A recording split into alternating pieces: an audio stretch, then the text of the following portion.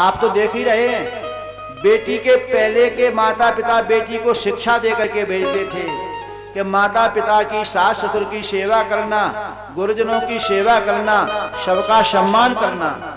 आज कोई माता पिता बेटी को शिक्षा अच्छी नहीं दे रहे।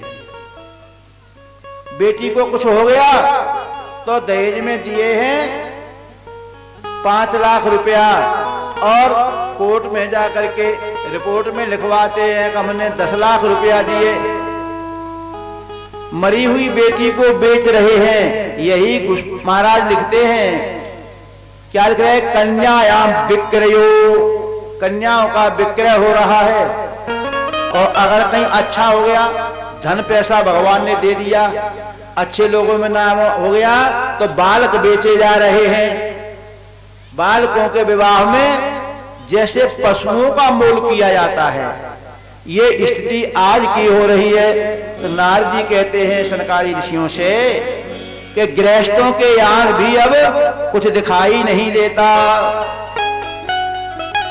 दंपति नाम के कलकनम, पति पत्नी में कलह मचा हुआ है।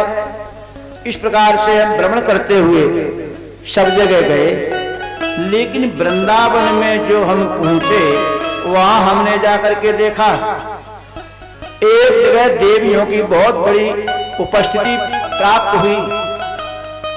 सारी देवियां एक देवी को घेर करके बैठी थी और जो बीच में देवी बैठी थी वह रो रही थी। नारद जी कहते हैं मैंने विचार किया कि यहां ये सारे नर नारी क्यों एकत्रित हैं, हमको इस जगह जाना चाहिए। नारद जी यामनव तट पापन्नो यत्र लीला हरेर्भूत तत्राश्चर्य में आदृष्टो क्यूते तन मुनीश्वर। आश्चर्य देख करके नारद जी वहां जाना चाहते हैं, लेकिन रुक जाते हैं, विचार करते हैं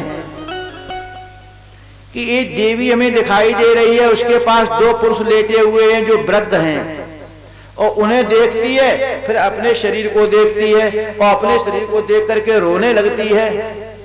नारद जी का मन हुआ पहले तो हम इसके पास जाएं। विचार करने लगे, ये देवी हमसे ये कहेगी बाबा होकर के भी आप देवियों के बीच में कैसे चले आए। मैंने जाने का मन छोड़ दिया, बदल दिया विचार। इतने में उस देवी ने हमें देख लिया, जो अपने पुत्रों को, 2 पुत्र थे उसके, उन्हें देख देख करके रो रही थी। चारों ओर देख करके अपने शरीर को देख करके रुदन मचाती थी। उसने आवाज दी, बाला कहती है भो भो साधो क्षणम तिष्ठ मम चिंताम विनाशय दर्शनम तव लोकस्य सर्वदा अघरम परम। ओ महाराज आइए आइए, एक बार ठहर जाइए। हमने सुना है कि संत का दर्शन करने मात्र से ही पाप ताप और माया दूर हो जाते हैं। देवी के बुलाने पर मैं चला गया, पूछने लगा हे देवी आप कौन है, आप अपना परिचय दीजिए, आपके पास में जो 2 पुरुष लेटे हुए हैं कौन है।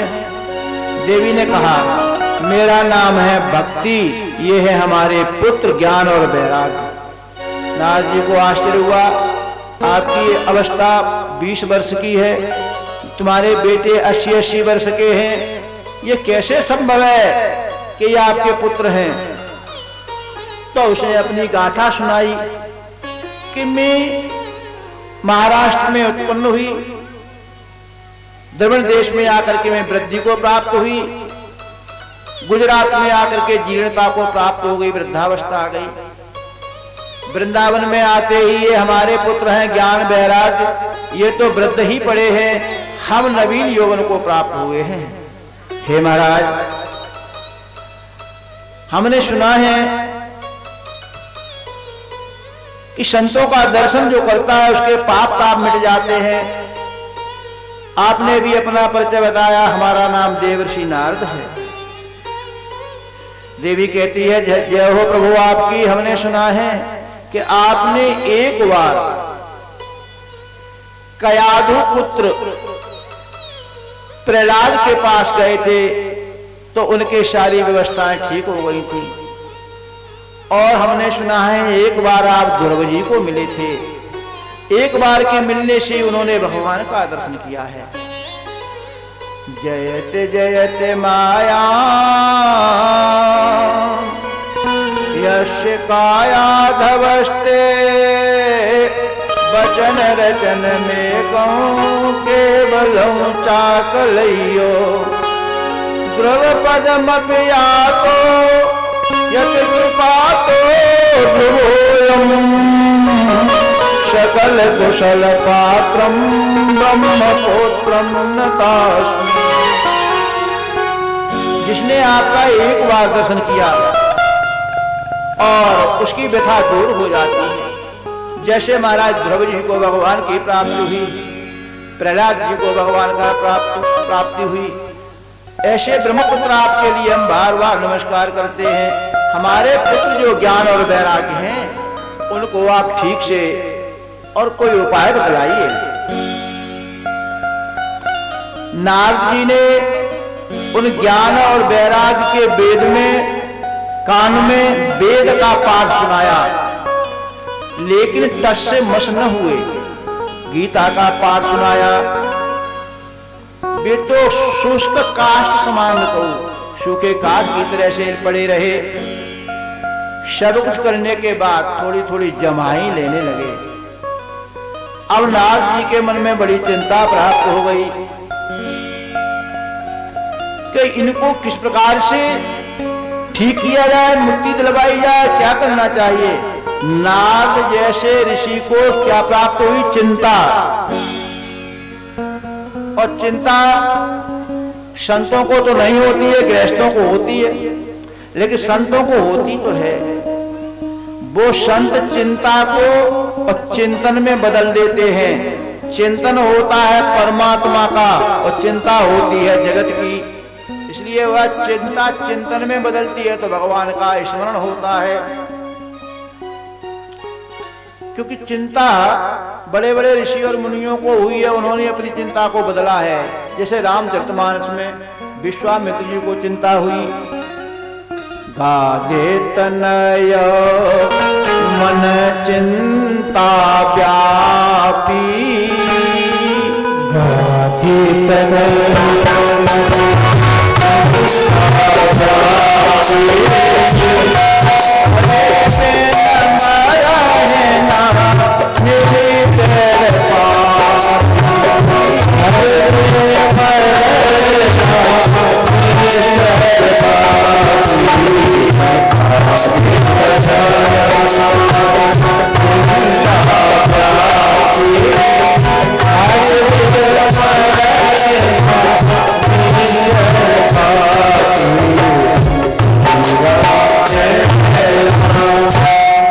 चिंता उनको भी व्याप्त हुई।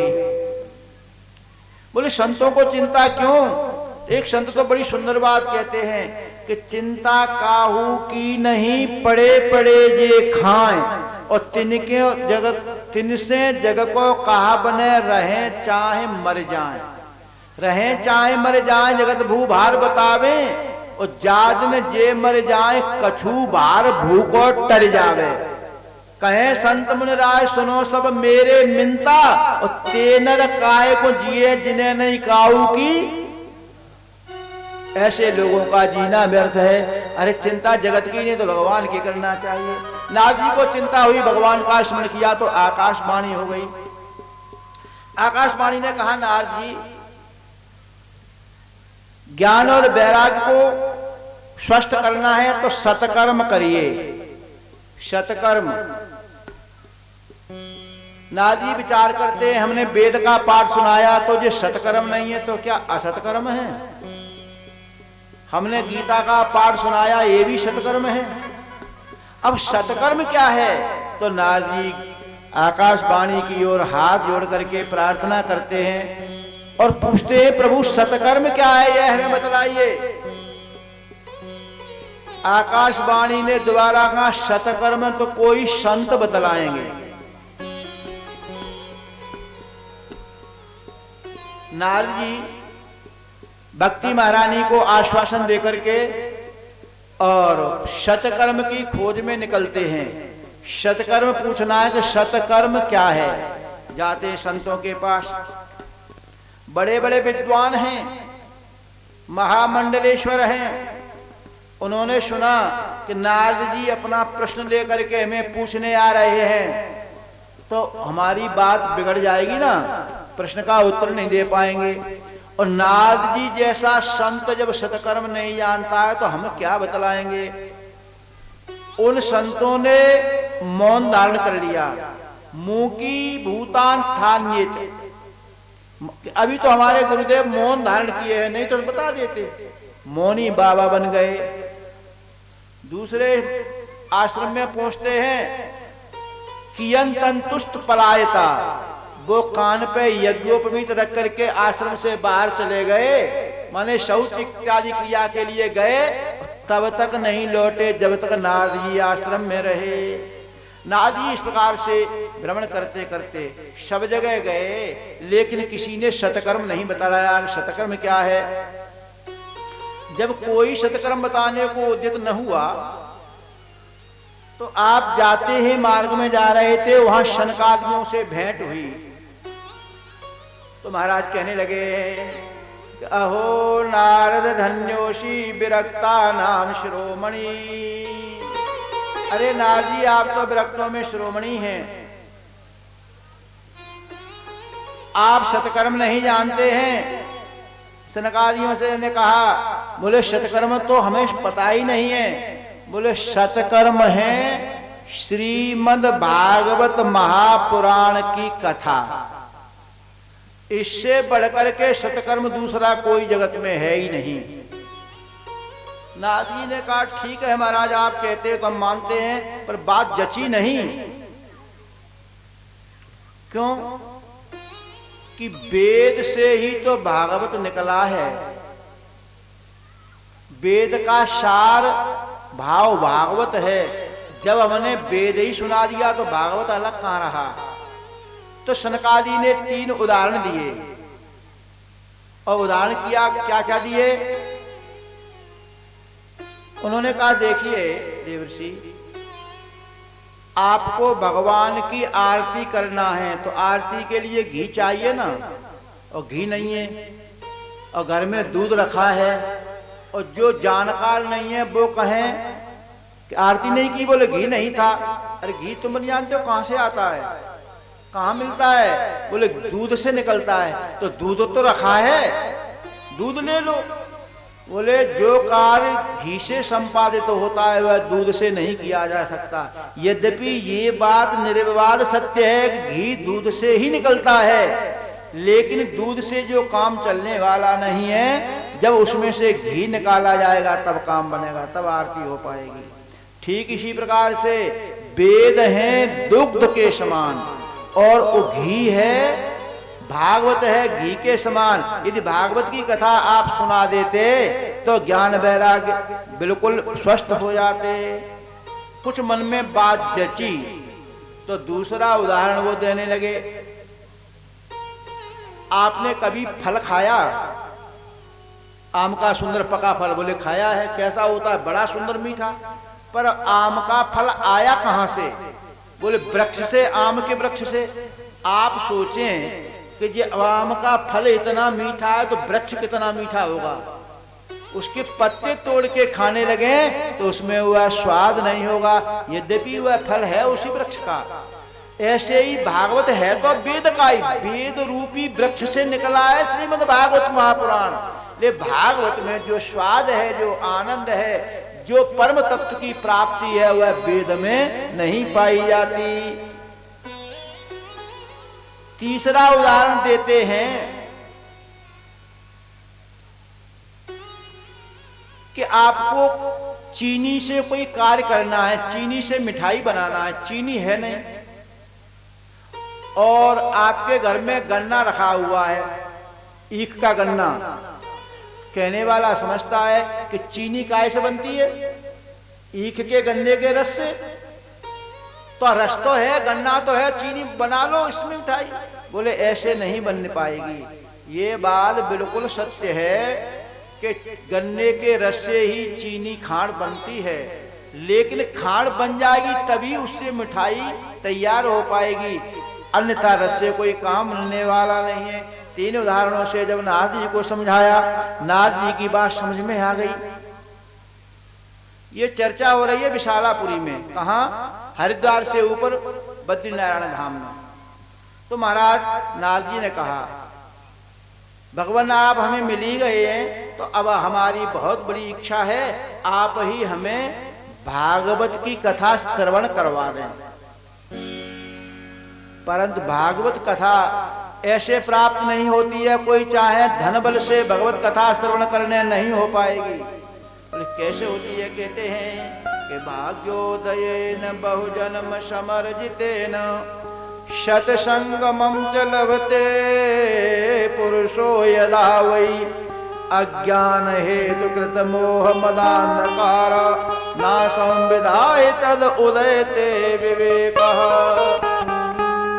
हमारे अनेकों जन्मों के पुण्य जब एकत्रित हो जाएंगे, उन पुण्यों के संस्कारों का जब उदय होगा, तब श्रीमद् भागवत महापुराण की कथा कहने का, सुनने का सौभाग्य प्राप्त होता है। इस प्रकार जब नारद जी ने सनकादि ऋषियों से निवेदन किया, तो आप कथा श्रवण कराने के लिए तैयार हो गए। गंगा द्वार समीपे तु तटमानंद नामकम। गंगा जी के गंगा द्वार समीप थे, गंगा द्वार हरिद्वार में, गंगा जी के किनारे पर आनंद नाम के तट पर। और शनकादियों ने बड़ा सुंदर, बहुत बड़ी तामझाम तैयार नहीं की, बालू का ही एक मंच बना लिया। शनकादि विराजमान हो जाते हैं और नारद जी को भगवत कथा श्रवण कराने लगे। कहां आकर के? हरिद्वार में। और चर्चा हो रही थी बद्रिकाश्रम में। बोले यहां क्यों आए, वहीं सुना देते। बोले 2 कारण हैं। इस कथा के लिए सुंदर स्थान का चयन होना चाहिए, जहां सारे लोगों को श्रवण करने का अवसर प्राप्त हो सके। आप हरिद्वार से ऊपर जाते हैं हिमालय की तरफ, वहां संत तो अच्छे अच्छे रहते हैं, पर समाधिष्ठ संत हैं। समाधिष्ठ जो अपने अंदर ही योग में खोया है, वह कहां उसे कथा सुनने के लिए अवसर प्राप्त होता है। बोले तो यहां आ जाते, कहां? जहां ज्ञान वैराग्य पड़े हुए थे। बोले संसार में इसलिए नहीं आए, संसारी लोगों को कथा श्रवण करने का समय ही कहां होता है। वो तो पहले तो कथा में जाते नहीं, अपने व्यापार में ही मस्त रहते हैं। श्रवण करने का समय ही नहीं निकल पाएगा। समय निकालेंगे तब तक दुकानदारी। बोलिए श्री वृंदावन बिहारी लाल की। तो कैसे जाएं? और अगर कहीं कथा में पहुंच भी गए, बैठे तो वहां हैं, कथावाचक बार बार इशारा करते हैं कि पूरे मन से कथा सुनिए, पर कोई जा रहा है अपने काम से और लग रहा है हमारा ग्राहक नहीं हो ये। तो इसलिए संसारी लोगों को कथा श्रवण करने का अवसर ही कहां है। अगर पहुंच भी गए तो बैठे तो कथा में, पर मन जो है काबुल में घोड़ा खरीदने का काम कर रहा है, तो कथा पूरी नहीं सुन पाएंगे। इसलिए ये स्थान चुना कौन सा? हरिद्वार। इसका नाम है हरिद्वार। लोग कहते हैं हरिद्वार, हरिद्वार। हर कहते हैं शंकर जी को। नीलकंठेश्वर भगवान केदारनाथ के लिए जाते तब भी इसी दरवाजे से जाते हैं, और नरनारायण का दर्शन करने जाते हैं तो वो भी वहीं से जाते हैं। इसलिए ये स्थान एक बीच का है, इसलिए हरिद्वार और हरिद्वार भी बोलते हैं। संसार के लोग वहां तक तो जा सकते हैं, और सुनने की अगर इच्छा होगी तो हिमालय में स्थित देव जो सिद्धगण हैं वो भी वहां आ सकते हैं। ऐसे उदाहरण से समझिए, कहीं बिजली नहीं है, लाइट चली गई और घर में दीपक एक ही है। अब प्रकाश बाहर और अंदर कैसे किया जाए? उस दीपक को प्रज्वलित करके घर की देहली पर रख दो, दरवाजे के और घर के मिलान पे, तो दोनों तरफ प्रकाश हो जाएगा। इसीलिए यहाँ ये देहली स्थान है, ऐसे मान लो। संसारी लोग भी पहुंच जाएंगे और संत भी वहां पर आ जाएंगे। ऐसे जगह पर सुंदर कथा जो है प्रारंभ होने लगी। और कथा का स्थान एक ऐसा भी होना चाहिए कि यत समीपस्थ जीवानाम बैरम चेतस संसितम, जिस स्थान पर बैर भाव को छोड़ करके और प्रेम के साथ कथा श्रवण की जाए, ऐसा स्थान चुनना चाहिए। जब ये कथा वहां प्रारंभ हुई, सारे ऋषि मुनि जो बड़े बड़े हिमालय पे सबसे पहले वो ही आए। श्रीमद् भागवत पीयूष पानाय रसलम पटः दावन्तोऽप्याययो सर्वे प्रथमं ये च वैष्णवाः। सबसे पहले वैष्णव आए। कौन कौन आए वैष्णव? भृगुर्वशिष्ठश्च च्यवनश्च गौतमः मेधातिथिर्देवलदेवरातो रामस्तथागादिसुतश्च साकलो मृकण्डपुत्रोऽत्र पिप्पलाद। वशिष्ठ जी आए, भृगु आए, गौतम आए, मेधा ऋषि आए, देवल आए, देवरथ आए और विश्वामित्र जी आए, मार्कंड इत्यादि पिप्पल आए, योगेश्वर व्यास, पराशर व्यास जी आए, पराशर जी आए, छाया सुख आए, जुली जी आए, जन्नू जी आए, बड़े बड़े ऋषि मुनि आए और सब आकर के कथा प्रांगण में बैठ करके कथा श्रवण करने लगे। और शनकादि महाराज कथा सुना रहे हैं। चारों वेद आए, 17 पुराण आए, 6 शास्त्र आते हैं। गंगा इत्यादि नदियां देवियों का रूप धारण कर करके आई। दंडक बनान च जितने भी वन है मानव का रूप धारण करके कथा श्रवण करने के लिए उपस्थित हो गए। सारे लोग जब एकत्रित हो गए, जो लोग नहीं आए उन्हें भृगु महाराज बुला बुला करके ले आए। भृगु जी महाराज क्यों ले आए? धर्म के काम में जो जितना परिश्रम करता है उसे उसका 10वां भाग प्राप्त होता है।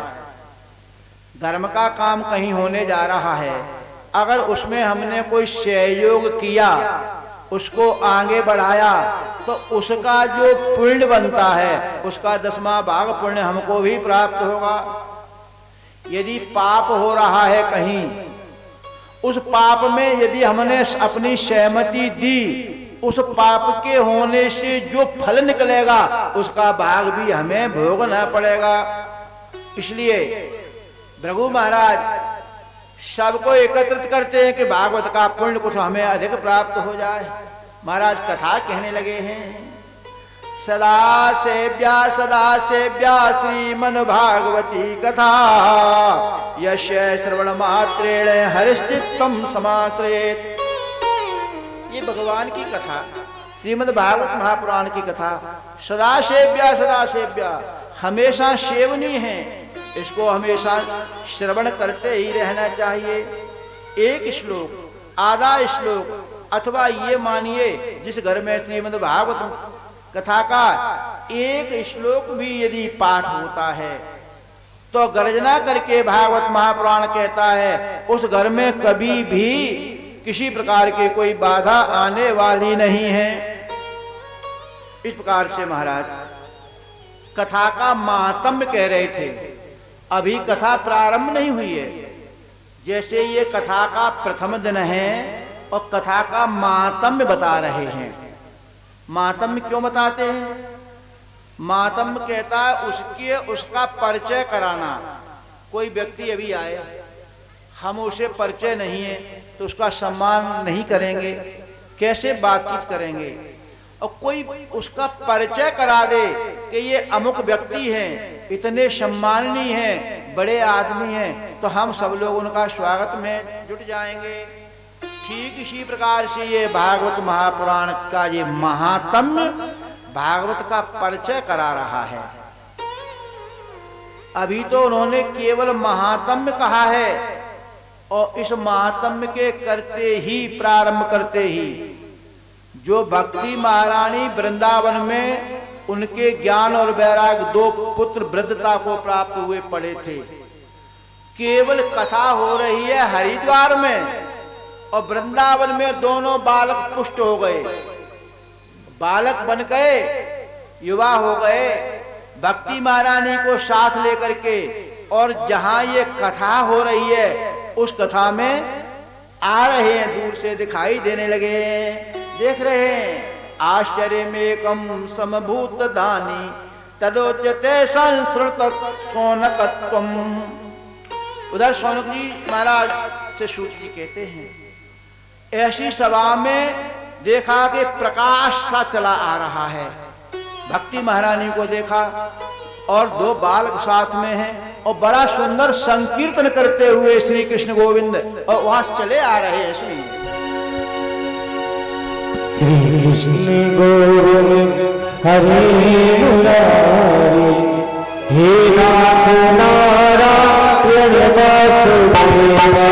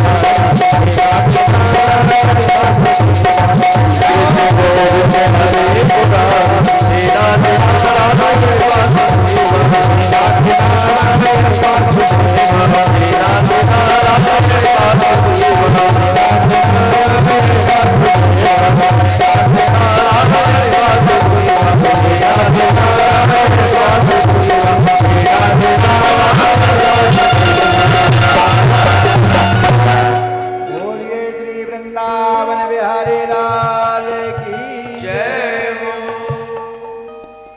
तां चागतां भागवतार्थ भूषां सुचारो बेसां दश सदस्या कथं प्रविष्टा कथमागतेयं मध्यं मुनीनां मिति तर्कयन्तः। भक्ति और ज्ञान वैराग्य के आते हुए जो नाम संकीर्तन की ध्वनि करते हुए आ रहे थे, आश्चर्यचकित होकर के सभी सभासद कहने लगे, ये कहां से आए महाराज? कहते हैं कथम प्रविष्ठा, ये बाहर से कहीं से नहीं आए, कथा से ही प्रकट हुए हैं। जहां भागवत महापुराण की कथा होती है वहां भक्ति और ज्ञान वैराग्य स्वयं प्रकट हो जाते हैं। जैसे ही भक्तेश गोविंद स्वरूप धत्री प्रेमई कत्री भवरो भवती। प्रिय बंधुओं, जहां भक्ति देवी का निवास होता है, भवरोग हंत्री, वहां सांसारिक जो रोग है आवागमन का, पुनरपि जननम पुनरपि मरणम पुनरपि जननी जठरे शयनम, ये सब समाप्त हो जाते हैं। भक्ति महारानी ने आकर के कहा सभा के मध्य में कि हमारे लिए बैठने के लिए स्थान तो दीजिए, हम कहाँ आकर के विराजमान हो जाएं। एक और तो वैष्णव बैठे हुए हैं, अत्रि वशिष्ठ वन शरद्वान गौतम वेदातिथि देवरात, ये जगह पूर्ण रूप से परिपूर्ण हो चुकी है। दूसरी ओर देखा गंगा इत्यादि देवियों के रूप में सारी भारतवर्ष की नदियां बैठी हुई हैं कथा श्रवण करने के लिए।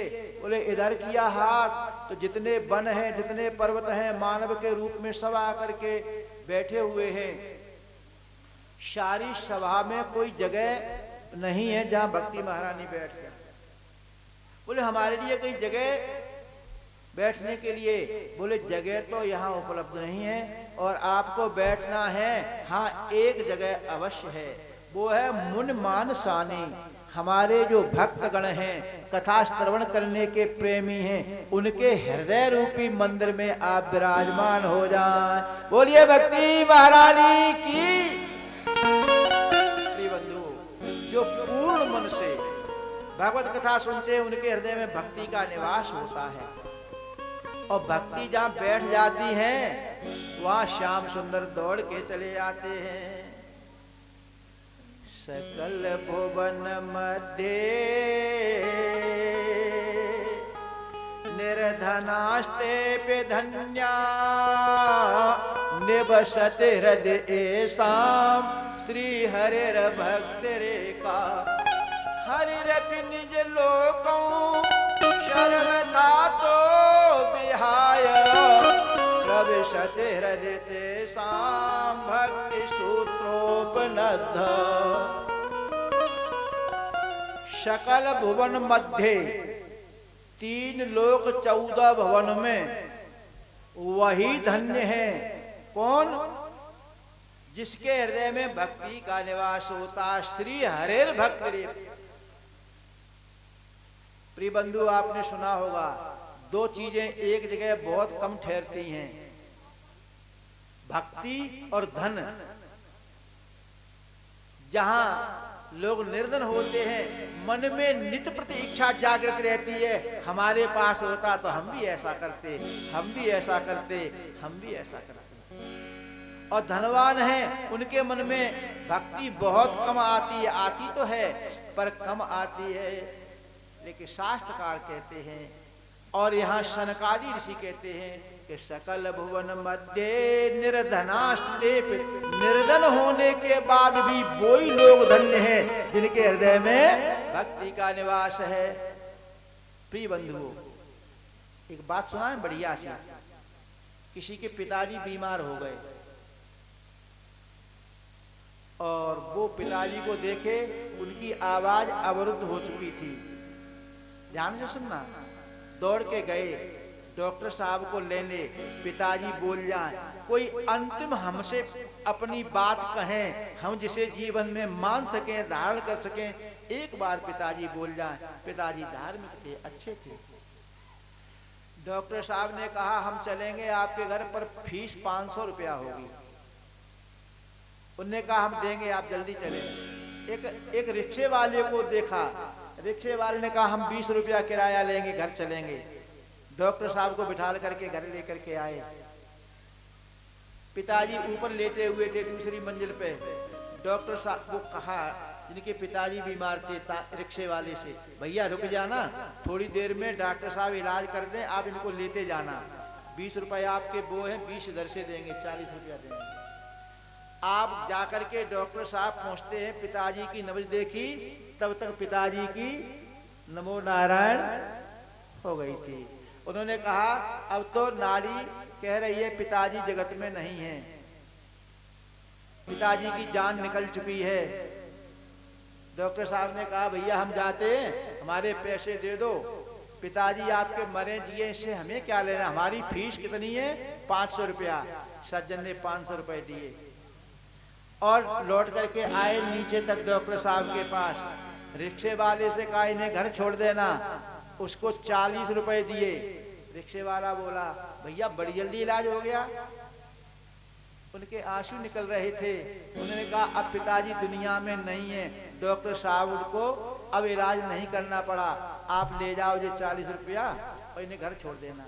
उसने, रिक्शे वाले ने कहा भैया लो अपने पैसे, आपके पिताजी चले गए तो हमारे 40 रुपए चले गए, हम आपसे पैसा नहीं लेंगे, डॉक्टर साहब को घर छोड़ देंगे।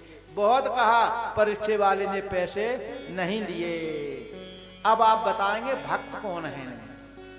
वो डॉक्टर साहब तो धनवान है और वो रिक्शा वाला गरीब है। तो वही बात लिखते हैं कि सकल भुवन मध्य निर्धनास्ते पे धन्या, निर्धन होने के बाद भी जिसके हृदय में करुणा है, जिसके हृदय में प्रेम है, जिसके हृदय में भक्ति है, वही तीनों लोक में धन्य है। और ऐसे भक्तों के लिए ही हरिरप निज लोकम, अपना लोक छोड़ करके भक्त पुकारता है तो भगवान दौड़ करके चले आते हैं। जो निर्गुण निराकार परम तत्व भगवान हैं, वो भक्त के पुकारे पर निर्गुण होने के बाद भी शरीर को धारण करने पर धारण करके और जगत में आ जाते हैं। तो निर्धनास्ते पे धन्या निवसति हृदय शाम प्रिय हरेर भक्त रेखवा हरिरपि निज लोकों सर्वथा को विहाय। सब छोड़ करके, क्योंकि भगवान भक्ति सूत्र में बंधे रहते हैं। प्यारे बंधुओं विचार करें, हम निर्धन हैं या हम धनवान हैं, पर समस्या सबकी एक ही है, चाहे अमीर हो चाहे गरीब हो। ध्यान से सुन लेना। बोले समस्या एक कैसे है? बोले समस्या इसलिए है, एक गरीब के सामने समस्या है। गरीब के सामने समस्या है कि भूख लगे तो क्या खाएं। गरीब क्या कहता है, भूख तो लग रही है पर खाने को कुछ है नहीं, भूख लगे तो क्या खाएं। यही समस्या अमीर को भी है। अमीर कहता है क्या खाएं तब भूख लगे। समस्या दोनों की काहे की है? भूख की। गरीब की तो यह है कि भूख लगे तो क्या खाएं, धनवान की यह है क्या खाएं तब भूख नहीं लगे। भूख नहीं लगती है, भूख के लिए क्या खाना चाहिए। दोनों के सामने समस्या एक ही है। प्यारे बंधुओं, चाहे गरीब हो चाहे अमीर, समस्या सबकी एक है। गरीब को भी बाहर जाना है, अमीर को भी बाहर जाना है। गरीब सोचता है कि हम बाहर जाएं तो क्या पहने, अच्छे वस्त्र नहीं है। देवियां झगड़ा करती हैं, शादी में जाना है तो हमारे पास चूड़ी तो है ही नहीं, क्या पहन के जाएं। गरीब कहते हैं कि हमें जाना है बाहर मेहमानी में, क्या पहन के जाएं। और धनवान कहते हैं क्या क्या पहन के जाएं। इतना माल है कि ये समझ में नहीं आता। समस्या दोनों की एक ही है। अमीर के सामने समस्या है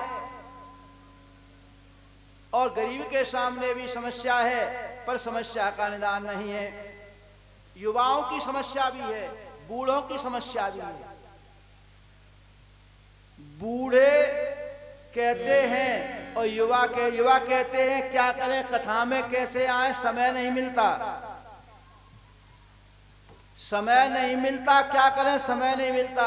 बूढ़े कहते हैं क्या करें समय नहीं कटता। वे समय काटने के लिए तरस रहे हैं, उन्हें समय नहीं मिलता। समस्या दोनों के पास एक ही है, आम आदमी हो चाहे खास आदमी, समस्या सबकी एक ही है। जितने भी गरीब हैं एक समस्या है, वो धनवान होना चाहते हैं, और धनवान हैं वो सुंदर होना चाहते हैं। धनवानों की इच्छा है हम बहुत सुंदर बन जाएं। जैसे कुआरे हैं उनकी समस्या है शादी हो जाए, और शादी वाले मरने का प्रयास कर रहे हैं, शादी वाले मरने की प्रयास कर रहे हैं। कुआरे समस्या सबके पास एक ही है। महाराज कहते हैं कि सकल भुवन मध्य निर्धनास्ते पे धन्या, तीनों लोक में निर्धन होने के बाद भी वो धन्य है। बड़ा सुंदर आनंद आया, भगवान प्रकट हो गए और ताता थैया करके नृत्य करने लगे। बड़ा ही संत सुंदर बात कहते हैं। नारद जी ने खड़े होकर के प्रश्न किया कि के विशुद्धंति बदंति मह्यम सप्ताह यज्ञेन कथामयेन कृपाल भृलोक हितम विचार्य प्रकाशित कोपि नगीन मार्व। भगवत कथा का इतना बड़ा महत्व है, हम आपसे ये पूछना चाहते हैं कौन कौन से लोग भगवत कथा सुन करके मुक्त हो गए हैं। बोले सप्ताह श्रवण करने से बड़े बड़े लोग मुक्त हो गए, जिन्होंने कभी जीवन में धर्म का काम नहीं किया, जीवन में कोई पुण्य नहीं किया, माता पिता की सेवा नहीं की, हमेशा झूठ बोलने वाले रहे, मन से वचन से कर्म से जो पापी हैं, ऐसे पुरुष भी यदि अपने जीवन में एक बार श्रीमद् भागवत सप्ताह ज्ञान यज्ञ का श्रवण करते हैं तो वो कल्याण को प्राप्त होते हैं। नारद जी महाराज कहते हैं आप कोई उदाहरण दे करके हमें बतलाइए, तब हम आपकी बात को ठीक से समझेंगे। तो शनकादि महाराज एक उदाहरण देते हैं, तो उदाहरण से आप सुनिए। एक इतिहास बताने लगे कि तुंगभद्रा तटे पूर्व मभूत्य पतनमुत्तमं यत्र वर्णासुधर्मेण सत्य सत्कर्म तत्परः। तुंगभद्रा नदी के किनारे एक सुंदर नगर था, उसमें एक ब्राह्मण रहता था, आत्मदेव जिनका नाम था। उस नगर में चारों वर्ण के लोग ठीक से रहते थे। वो आत्मदेव तो अद्वैत वेदांत के निष्णात थे, चारों वेद उन्हें कंठस्थ थे। भिक्षुको वित्तवान लोका तत्प्रिया धुंधुली स्मृता सुबाकी स्थापिता नित्य सुंदरी शकुलोद्भवा। कथा तो आपने सबने सुनी है। पंडित जी बहुत अच्छे थे, चारों वेद कंठस्थ थे, संध्योपासना करते थे, नित्य क्रिया में कहीं कोई कमी नहीं आती थी। और उनकी जो पत्नी थी उनका नाम था धुंधुली। धुंधली की जात की देवियां होती हैं, उनमें यही गुण होते हैं, ध्यान से सुन लें। धुंधली में क्या था? स्वभाव स्थापिता, अपनी बात पर पक्की रहने वाली थी। उसने एक बार मुंह से निकल गया, उसी कार्य को करती थी, उसे ही करवा के ही रहती थी। लोक वार्ता तक पूरा, अड़ोस पड़ोस में लड़ाई झगड़े करने में बड़ी माहिर थी। लोक वार्ता संसार की बातें बहुत करती थी, सत्संग की चर्चा कभी नहीं सुनती थी। कितना उल्टा था। पंडित जी चारों वेद के निष्णात, और जो वेद वार्ता कभी न सुने, और लोक वार्ता पूरा बहुत बोलने वाली थी। देवियों को, माताओं को बहुत बोलना दोष माना गया है। उतनी बात कहना चाहिए जितने की आवश्यकता है। सूर्या जय कृत्या ग्रह कृत्येषु कृपणा कलह प्रिया। हाँ, एक गुण भी था उसमें कि 2 घंटे के में होने वाले काम को 1 घंटे में ही पूरा कर लेती थी। और कलह प्रिया, काम तो जल्दी हो गया, बचे हुए समय में लड़ाई झगड़ा करती थी। नित्य कलह उसे बहुत प्रिय था। इसका कौन थी वो? धुंधुली। और इस प्रकार की देवियां उसी कोटि में आती हैं। अब इसका यदि आप थोड़ा अध्यात्म रूप सुनेंगे तो अलग होगा। तुंग कहते हैं समूह को और भद्र कहते हैं कल्याण को। कल्याण के लिए केवल मानव का शरीर ही एक उपयुक्त है। अन्य शरीर हैं, शूकर कुकर पशु आदि, उनमें कोई कल्याण की प्राप्ति कभी नहीं होती किसी को। ये मानव का शरीर है, इसे ही कहते हैं तुंग भद्र। क्योंकि गोसाई जी ने लिखा है कि नर समान नहीं कबन्यू देही जीव चराचर जांचते यही। और इनकी पत्नी धुंधुली, धुंधुली कहते हैं जिसे पूर्ण ज्ञान न हो और निरी मूर्ख भी न हो, अज्ञानी भी पूरी नहीं और ज्ञान भी पूरा नहीं, बीच में जो हैं वो धुंधले माने जाते हैं। क्या बोलते हैं देहाती भाषा में? अध कुचले। पूर्ण ज्ञान है तो वो सब जानकार हैं, और जो अज्ञानी है नहीं जानते वो बात दूसरे की बात मान लेते हैं। और जो बीच में हैं जानते भी तो पूरा नहीं है और बीच में मानते भी नहीं है। धुंधुली ऐसे मान लो, रस्सी पड़ी है, अगर प्रकाश हो तो हमें दिख जाए कि ये रस्सी है, प्रकाश है नहीं। अंधेरा हो तो हम निकल जाए, रस्सी पे पैर पड़ जाए तो कोई कठिनाई नहीं है। इतना दिखता है कि कुछ पड़ा है और स्पष्ट हो नहीं पा रहा है कि रस्सी है, मने भ्रम है। रज्जु था ब्रह्म, धुंधला धुंधला दिखता है जिसे, उसी का नाम धुंधुली है। ठीक निर्णय भी नहीं और बिल्कुल अज्ञानी भी नहीं। तो यही अधकथरे लोग ही तो परेशान होते हैं। ऐसी उनकी पत्नी सारे दिन कलेश करती है, पड़ोस में लड़ाई झगड़े करती है, और पंडित जी शाम को आते हैं तो दरवाजे पे पानी का लोटा लेकर खड़ी हो जाती है। पंडित जी समझते हैं बहुत अच्छी हमारी पत्नी है। चल रहा था जीवन, पर निसंतान थे, संतान नहीं थी। पंडित जी को कोई खास चाह नहीं थी, लेकिन संसार के लोग नहीं रहने देते हैं, ताने मारते हैं। किसी ने कुछ कह दिया कि तुम निसंतान हो। आज पंडित जी के मन में बात लग गई, देवी जी को समझाया, अब हम चले जाएंगे, वापस नहीं आएंगे, वन में जाकर के भजन करेंगे और अपने जीवन को वहीं शांत करेंगे। पत्नी को समझा करके जंगल में जाते हैं। तीसरे दिन जा रहे थे, कुछ खाया न पिया, एक सरोवर दिखाई दिया, सरोवर के पास पहुंचते हैं। उधर से एक यति जी आ रहे थे, सन्यासी। सन्यासी कभी कहीं मिले होंगे, विचार किया ये तो अद्वैत वेदांत के निष्णात पंडित जी हैं, बड़ा अच्छा हुआ, दर्शन हो गया, सत्संग की कथा होगी। पर आए पंडित जी के पास, थोड़ा स्नान किया, जलपान किया, जल पी करके बैठ जाते हैं और पंडित जी से पूछने लगे कुछ ज्ञान कहिए। पंडित जी का तो मुंह लटका हुआ था। यति ने पूछा आपका मुख उदास क्यों है? तो अपनी व्यथा कहने लगे। वो कहते हैं महाराज, इसलिए हम परेशान हैं, हम अपने पितरों को तर्पण करते हैं, वह जल दिया हुआ तर्पण में गर्म होकर के पितरों के पास पहुंचता है। क्यों? सन्यासी ने पूछा। बोले हम निसंतान हैं, हमने सुना है, पढ़ा है कि निसंतान के हाथ का पितृ तर्पण नहीं लेते हैं, जलपान नहीं करते हैं। बोले आपके संतान नहीं है?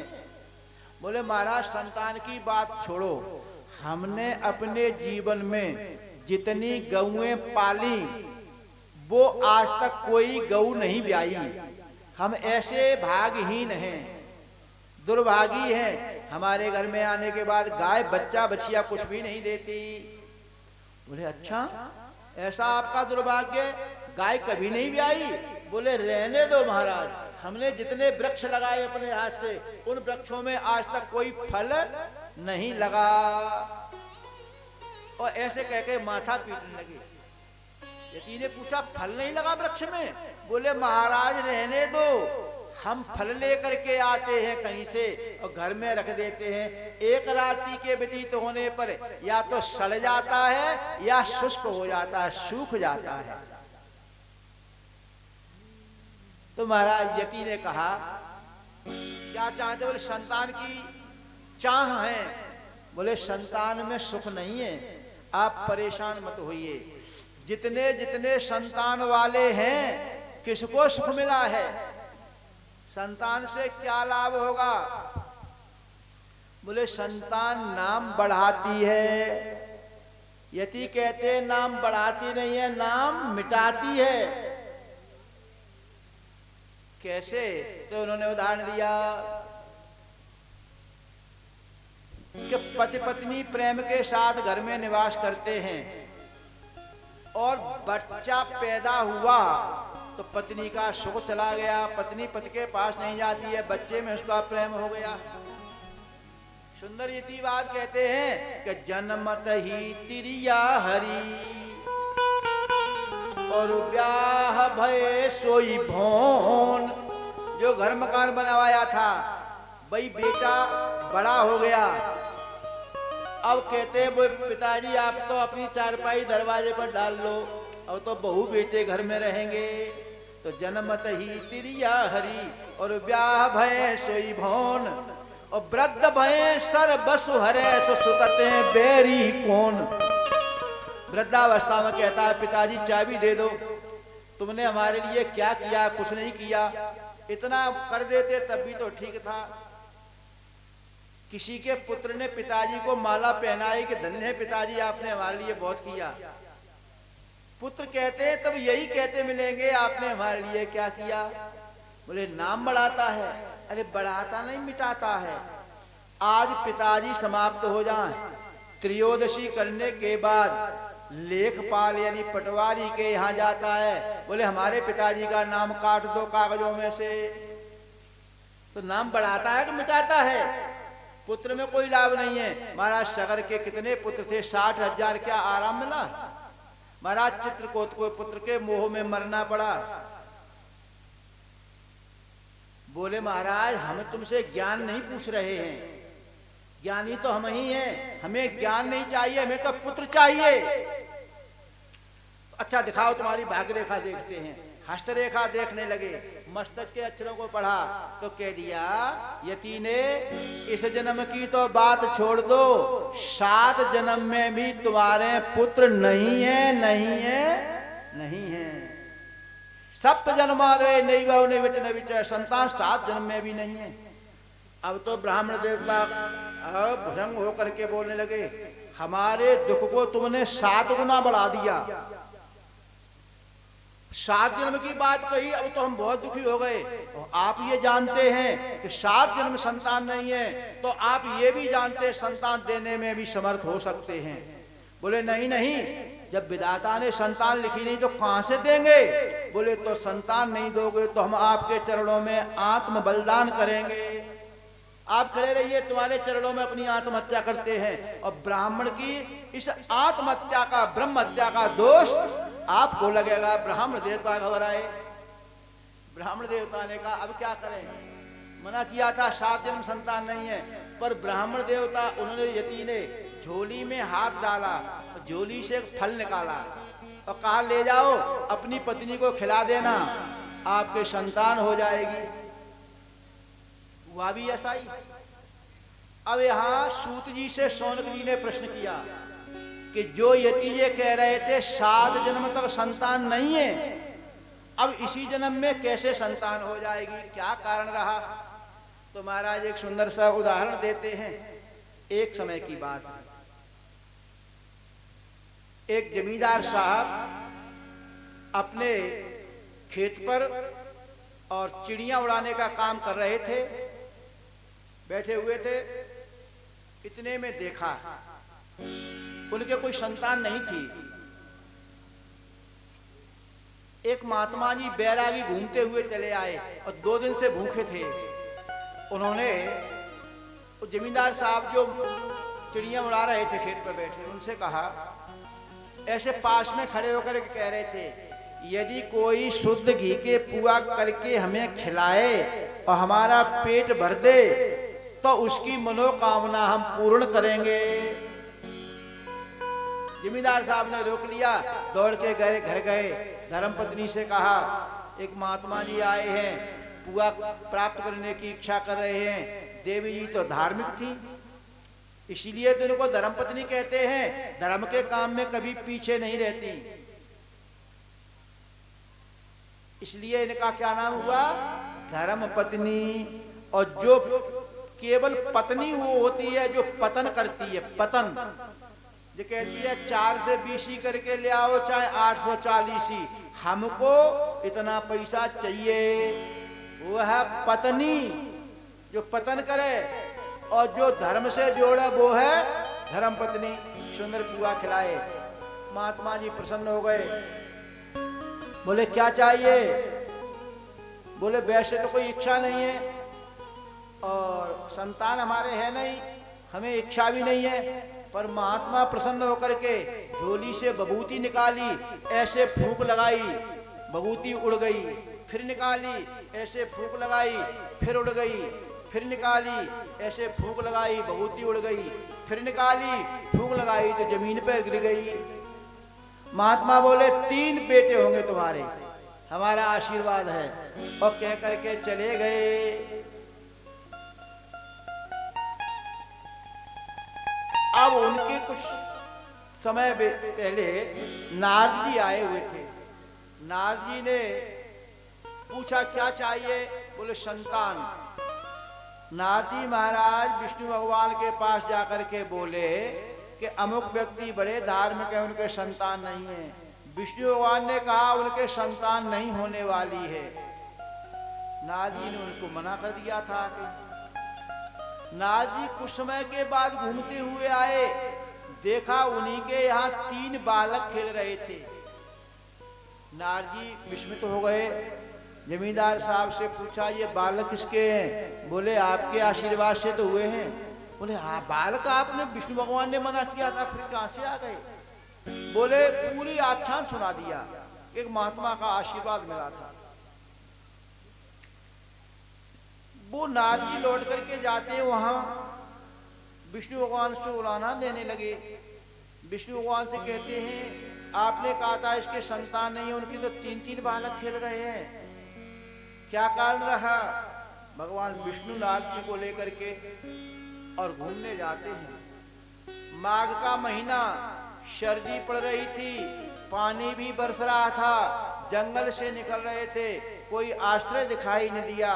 तब जाकर के देखा एक आश्रम बना हुआ था, झोंपड़ी, उसमें एक महात्मा बैठे हुए थे। सर्दी के मारे नारद और विष्णु भगवान ठिठुर रहे थे। महात्मा जी से कहा कुछ हमें सर्दी दूर करने का कुछ करिए। महात्मा जी ने अपने शरीर से घी लपेट करके अपनी जटाओं में अग्नि लगाई और कहा अग्नि से शरीर जलने लगा। नारद जी और विष्णु भगवान जो है उनके ताप से अपनी सर्दी को दूर कर रहे हैं। अब विष्णु भगवान ने नारद जी से कहा कि ये ही महात्मा थे जो जमींदार को आशीर्वाद दे करके आए थे, इसलिए उनको संतान न होने के बाद भी हमें देना पड़ी। क्योंकि तभी तो किसी संत ने सुंदर बात कही है कि संत बचन पत्थर की लीका, मोर बचन चाहे पर जाए फीका। इस प्रकार से जब यति ने उनको आशीर्वाद दिया, उन्होंने ले जाकर के फल पत्नी को दिया। पत्नी फल खाना नहीं चाहती है, सखी से अपने कहती है फल खाऊंगी तो न जाने क्या होगा, कैसे बच्चा पैदा होगा, कौन पालन करेगा, टेढ़ा सीधा हो गया तो मेरा मरण हो जाएगा। सखी ने बहुत समझाया। बोले फिर इसका पालन पोषण कैसे होगा? बोले अपनी ननद रानी को बुला लेना, वो इसका पालन पोषण कर देंगी। तो वो उसके विचार खोटे ही आते गए। अरे ननद रानी हमारी आएंगी, वो सारा माल मत्ता समेट के ले जाएंगी और घर में कुछ नहीं छोड़ेंगी, फिर कुछ मांगने लगेंगी तब उनको देना भी पड़ेगा। अच्छा तो यह है फल में नहीं खाऊंगी। समझा करके चली गई, उसने फल नहीं खाया। उसकी बहन आई एक दिन, यही बात बहन से कही। बहन चाहती थी इसके संतान न हो।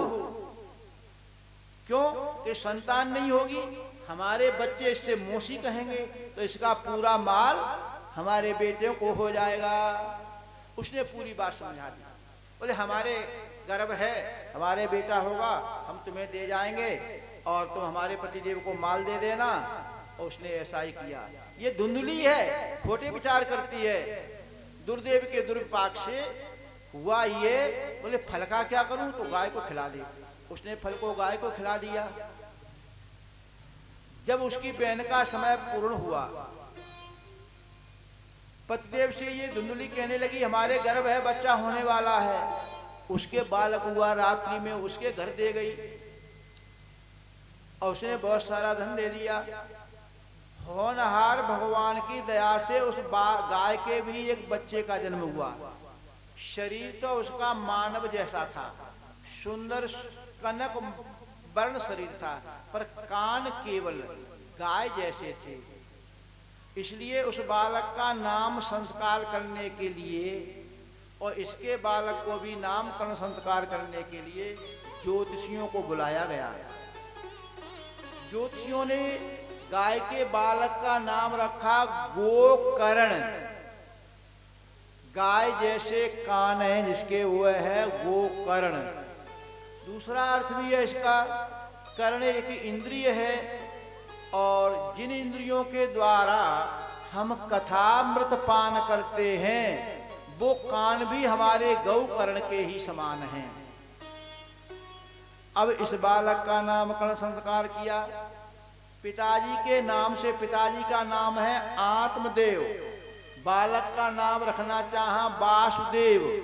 धुंधली लड़ बैठी, बोले संकट हमने सहे, बालक हमारे हुआ और इनके पिताजी के नाम से जोड़ के नाम नहीं रखा जाएगा, हमारे नाम से इसका नाम रखा जाएगा।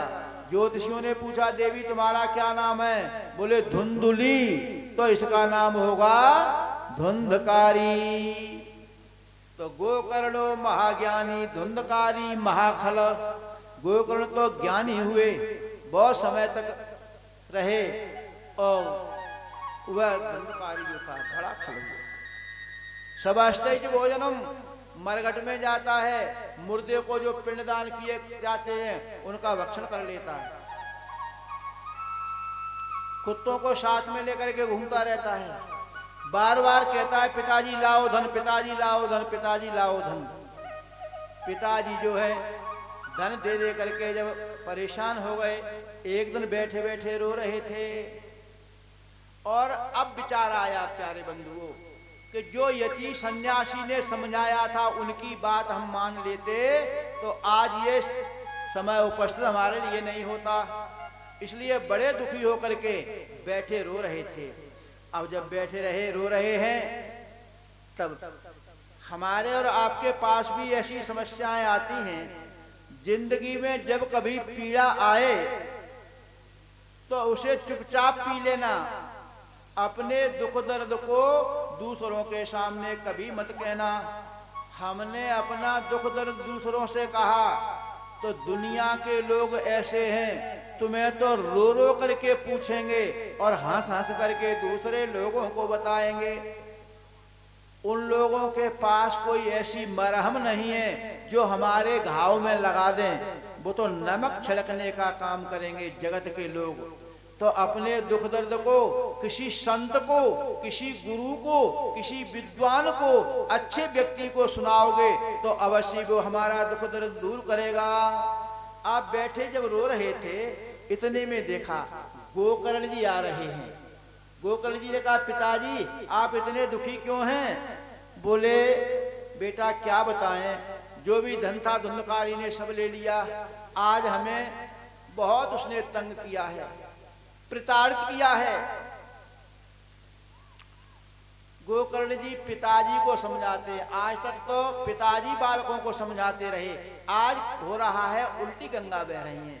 बालक समझ आता है, पिताजी धन क्या साथ लेके आए थे?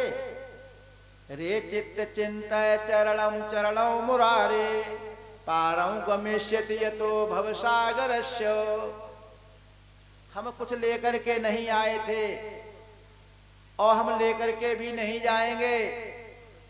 हमारे साथ कुछ भी जाने वाला नहीं है। प्रिय बंधुओं, जो है सब यही रह जाएगा। और तो छोड़ो कि माता पिता पुत्र अर्धंगी, माता पिता पुत्र अर्धंगी, पिता माता पिता पुत्र अर्धंगी, जे सब हैं स्वार्थ के संगी, ये सब है स्वार्थ के संगी। बीच ही मिले बीच रही जे बीच मिले बीच रह जाए, अंत समय को सामन अंत समय को कामना है, अंत समय को सब समाज बीच में मिला है। हम अकेले आए थे और अकेले ही जाएंगे। हमारे साथ कुछ नहीं जाएगा। जेहेष्टिमा सरुधिरम अभिमतिम त्यजत्वम जाया सुतादिषु सदा विमुता ममता विमुंच पश्यानिशं जगदिदं क्षणभंगनिष्ठं वैराग्यरसको भवक्तनिष्ठ। देहे, ये शरीर भी हमारे साथ जाएगा नहीं। इस शरीर में है क्या? शरीर के अंदर मांस है, मांस के अंदर रक्त है, रक्त के अंदर पीप भरी हुई है। शरीर में कोई अच्छी वस्तु नहीं है। बोले पत्नी तो हमारी है। बोले पत्नी गृह द्वार केवल दरवाजे तक जाएगी, भाई बंद श्मशान तक जाएंगे, शरीर चिता तक जाएगा, साथ जाने वाली कोई वस्तु नहीं है।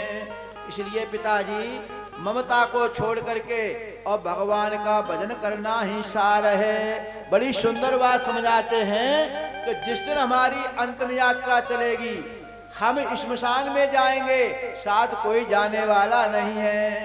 कि सज धज कर जिस दिन मौत की हो हर से जाती आएगी, न सोना काम आएगा न चांदी आएगी।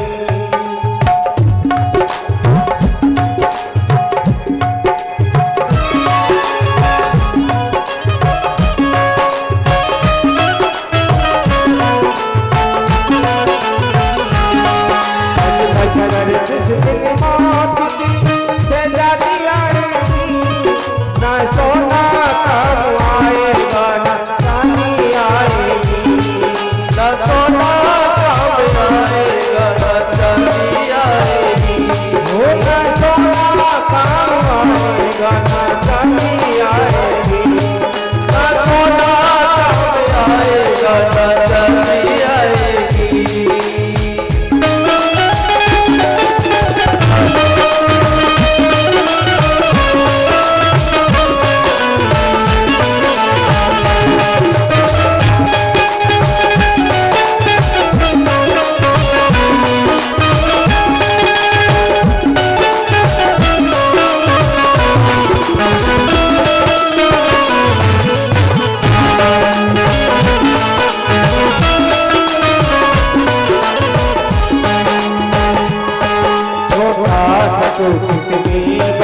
अरमान है तेरे, छोटा सा तो कितने बड़े अरमान है तेरे, ओ मिट्टी का तू सोने के सब सामान है तेरे, मिट्टी का तू सोने के सब सामान है तेरे, ओ छोटा सा तो कितने बड़े अरमान है तेरे, तू सोने के सब सामान है तेरे, मिट्टी का तू सोने के सब सामान है तेरे, ओ मिट्टी की काया मिट्टी में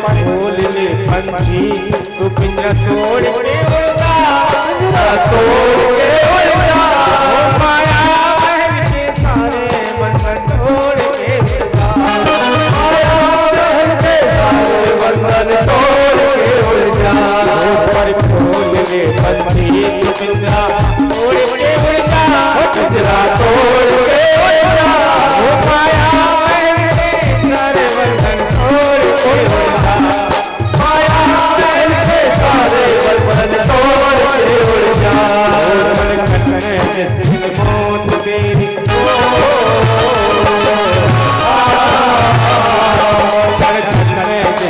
मौत तेरी गुनगुनाएगी, हाँ गुनगुनाएगी, ना सोना काम आएगा ना चांदी आएगी, ना सोना काम आएगा ना चांदी आएगी,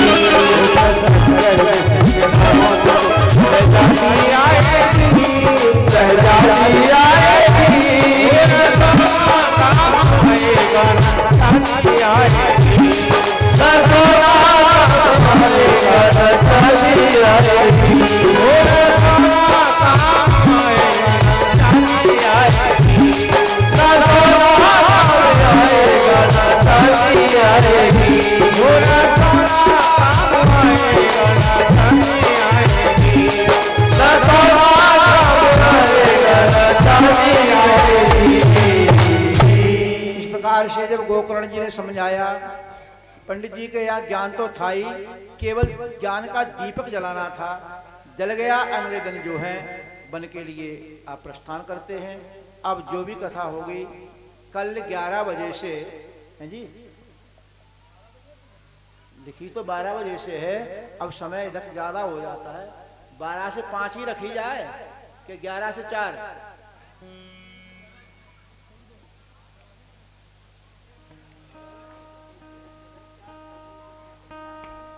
चलो ठीक है, कल ठीक 11 बजे से कथा प्रारंभ होगी और आगे जैसा भी होगा 4 साढ़े 4 बजे तक चलेगी, 5 बजे तक चलेगी। तो कल की कथा का ये समय रहेगा, कथा प्रारंभ 11 बजे ही होगी और आप सभी लोग आरती के लिए खड़े हो जाएं और जो भी कथा होगी कल आपको 11 बजे से श्रवण कराई जाएगी।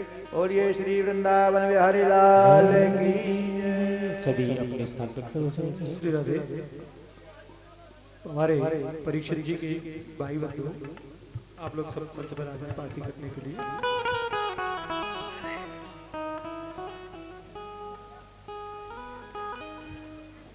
उधर ही रहे संतोष जी। हरि ओम चंद्रमा मनसो जात चक्षो सूर्यो अजायत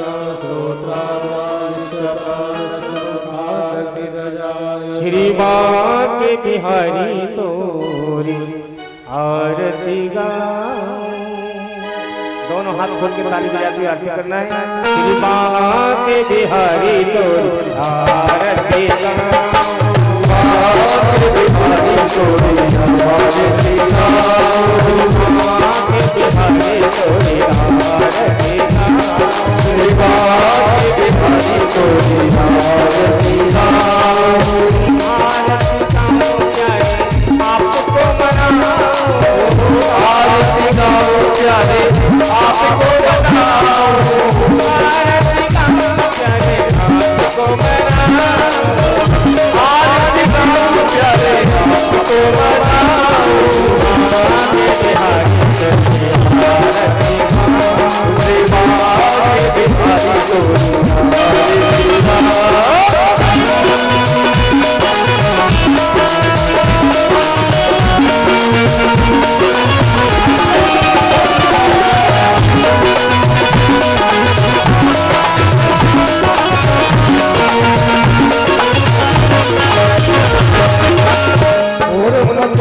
तेरे शीश पे सोए, और कुछ तेरे शीश पे सोए,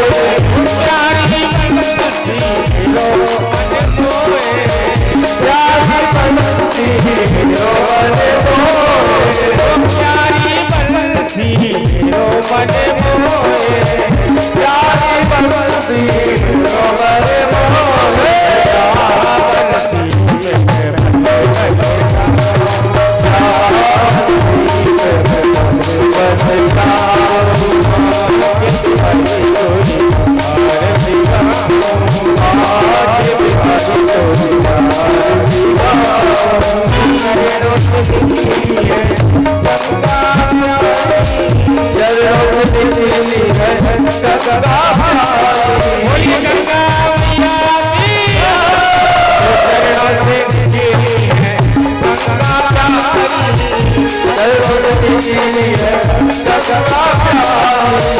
उसकी सारी दुनिया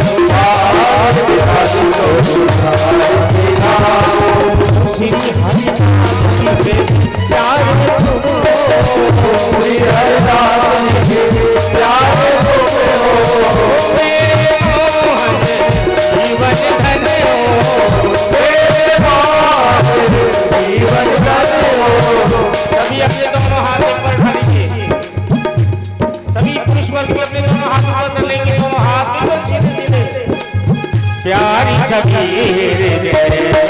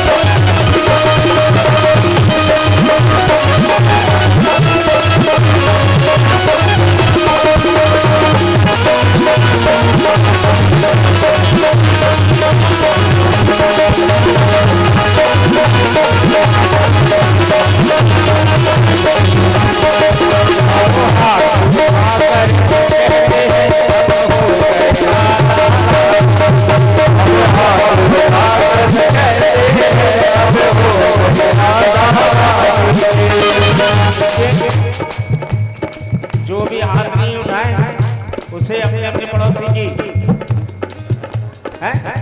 शॉर्ट में बहुत जल्दी समझते हो। दोनों हाथ खाली सभी और कहना है बिहारी जी वो हम हाथ उठाकर कहते हैं ऐसे नहीं हाथ कम से कम दोनों ऐसे लहराना चाहिए सभी के दिखना चाहिए कि हम बिहारी जी को समर्पण कर रहे हैं आपको डाउन हाथ उठाकर कहते हैं हम हो गए नाना अब हाथ उठाकर कहते हैं अब हो गए नाना हम हो गए अब हो गए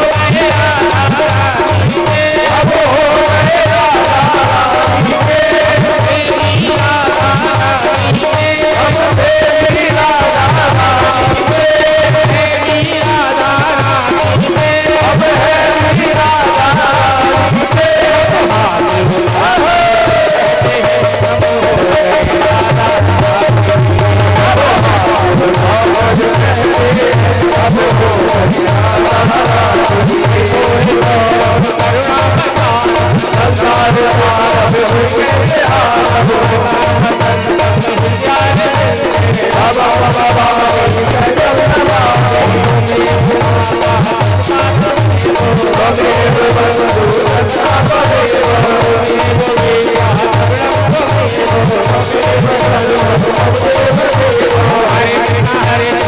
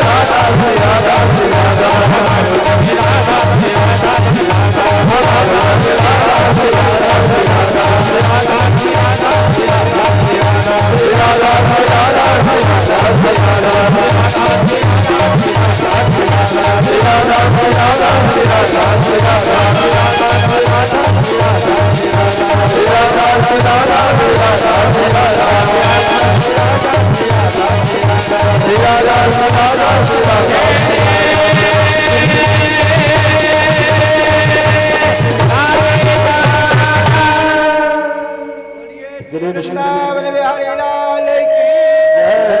जने शीतलीकरण देवी वंदनम देव शांतिरंतरभुवं शांति पृथ्वी शांतिरापः शांतिरुपदयः शांति वनस्पतयः शांतिर्विश्वे देवाः शांति ब्रह्म शांति सर्वगुण शांति शांतिरेव शांति शांतिरेधि हस्ते अक्षत पुष्पं गृहीत्वा मंत्र पुष्पाञ्जलि जगनेन जयमयन्त देवास्थानि धर्माणि प्रथमान्यासन्नः ते अनाकं महिमानः सचत्र यत्र पूर्वे साध्याः सन्ति देवा हरि ओम एकदन्ताय विद्महे वक्रतुण्डाय धीमहि तन्नो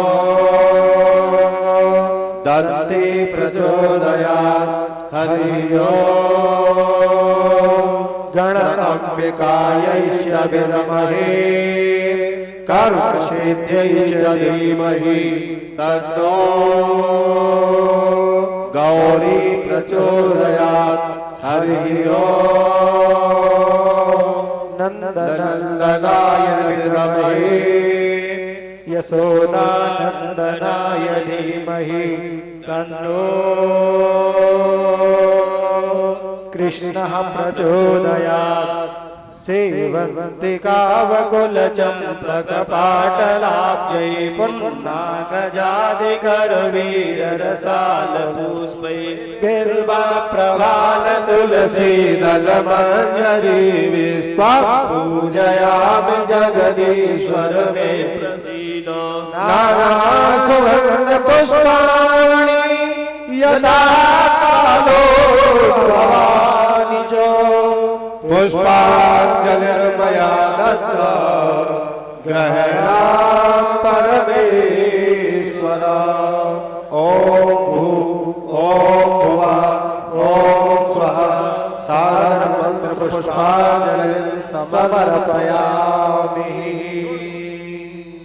बोले सच्चिदानंद भगवान की जय, विश्वेश्वर भगवान की जय, सर्वेश्वर भगवान की जय, शंकर भगवान की जय, दुर्गा मैया की जय, हनुमान हरि की जय, बालकृष्ण लाल की जय, भागवत भगवान की जय, सद्गुरुदेव भगवान की जय, श्रोता मंडल की जय, परीक्षित जी महाराज की जय, व्यास जी महाराज की जय, श्री सिद्ध बाबा महाराज की जय, कुल देवतान की जय, ग्राम देवतान की जय, आज के आनंद की जय, धर्म की अधर्म का प्राणियों में सद्भावना हो, विश्व का कल्याण हो, गौ माता की गौ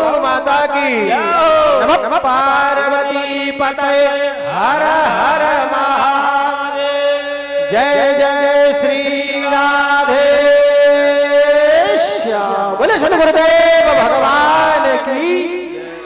समस्त उपस्थित श्रोता बंधु आरती एवं प्रसाद ग्रहण करके ही यथा स्थान जाएं।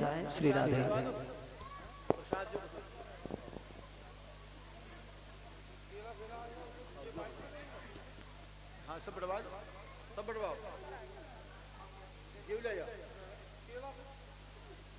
ले जा बटवाई आओ दे दी पाऊ ले